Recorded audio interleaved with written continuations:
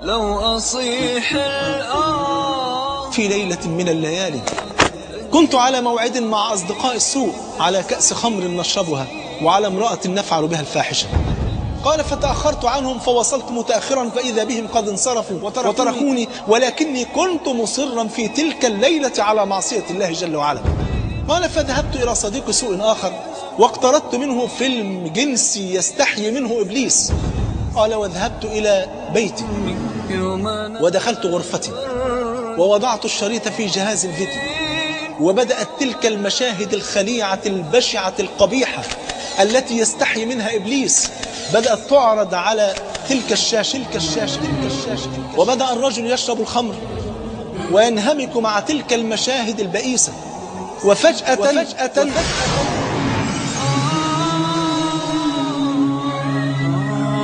نسي الرجل أن يغلق باب غرفة النوم التي يعيش فيها، فدخلت تلك الفتاة الصغيرة الابنة التي لم تبلغ من العمر إلا 5 سنوات. دخلت وإذا بها ترى مشهدا يكاد يخلع القلب، نساء ورجال عراة يفعلون الفواحش، وإذا بتلك الفطرة التي كانت عند تلك الطفلة المباركة تقول له عيب عليك يا والد اتق الله، عيب عليك يا والد اتق الله. قال أفزعتني تلك الكلمة وكادت أن تخلع قلبي. قال فأطفأت الجهاز وخرجت أسير في الشوارع كالتائه المجنون الحائر الذي لا يعلم أين يسير. وفجأة سمعت نداء صلاة الفجر الذي حرمت منه وما سجدت لله سجدة واحدة. قال فدخلت وتوضأت لأول مرة لله جل وعلا، ووقفت أصلي خلف الإمام، وإذا بالإمام بعدما قرأ الفاتحة يقرأ قول الحق جل وعلا ألم يأن للذين آمنوا أن تخشع قلوبهم لذكر الله وما نزل من الحق ولا يكونوا كالذين أوتوا الكتاب من قبل فطال عليهم الأمد فقست قلوبهم وكثير منهم فاسقون. قلت والله ما يعني إلا إياي، فتبت إلى الله عز وجل وبكيت وأنا ساجد بين يدي الحق جل وعلا بكاء مريرا.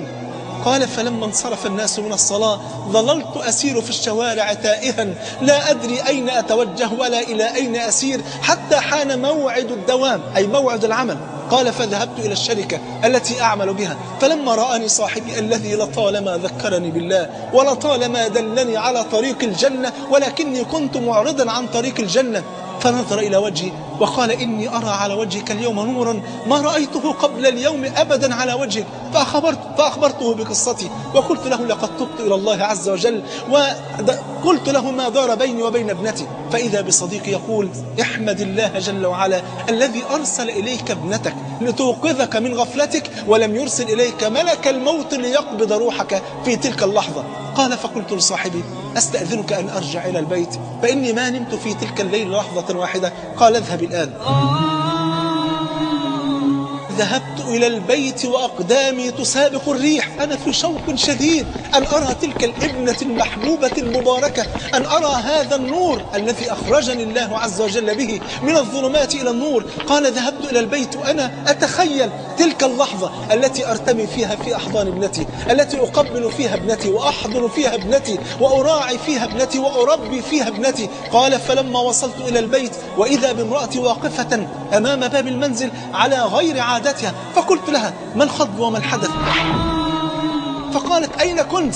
أبحث عنك منذ الصباح. قال كنت في الشركة. قالت سألنا عنك مرارا وتكرارا فقالوا إنه ذهب. فقال كنت في مصلى الشركة. ما الخضب وما الحدث وما الذي جرى؟ قالت له تلك المرأة المكلومة المسكينة الحزينة قالت له لقد ماتت ابنتك، ماتت ابنتك، ماتت ابنتك، مات النور الذي أخرجك الله عز وجل به من الظلمات إلى النور، ماتت ابنتك، ماتت حبيبتك، ماتت نور العين، ماتت قرة العين، ماتت نور الفؤاد، ماتت ابنتك، ماتت حبيبتك.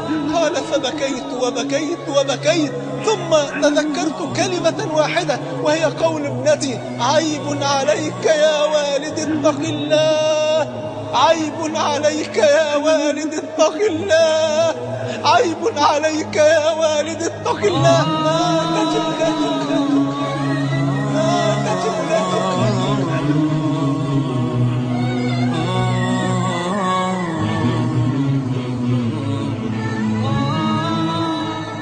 وماتت نور. هل كل هذا النور يأتي من ظلام؟ إنها الطاعة